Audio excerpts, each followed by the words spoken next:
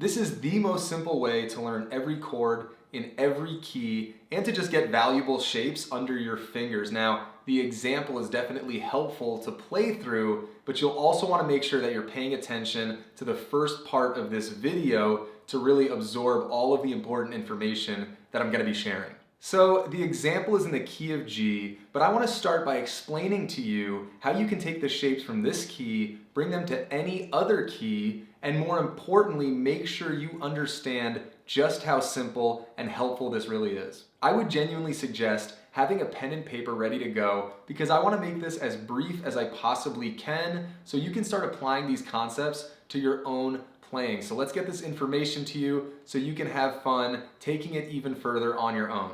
As I said, we're in the key of G major, and the major scale has 7 notes. So while I'm sorry to have to sing for you, a great reference guide is the classic Do, Re, Mi, Fa, Sol, La, Ti. There's 7, and then we restart on Do. So there's your 7 notes, and there's a really simple scale that we can use as a guide when we're transposing this exercise to other keys. So I'll flash that in just a moment. I'll flash the tabs, and as always, when we flash the tabs, I think it's helpful to pause the screen, take a screenshot so you can have it pulled up and handy and ready to go whenever you want to use it, whether it's playing along with a video or in your own playing. So anyways, the scale is starting on G, right? That's the key that the exercise is in. So starting on G,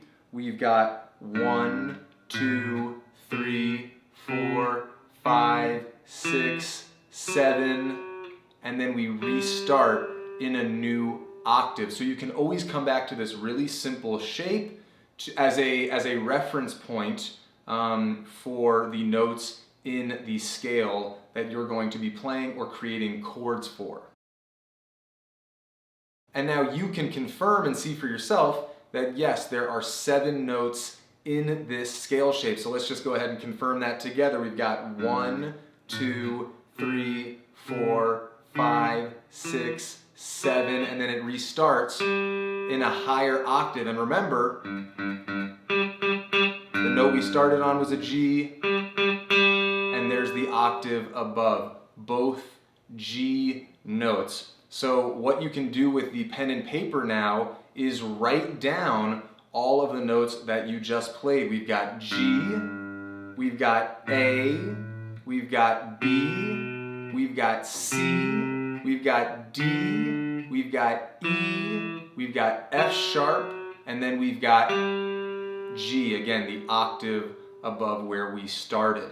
And now there's a rule to these chord shapes, right? Because there's a corresponding chord that goes with all of these notes. So the first note, the root, that's major.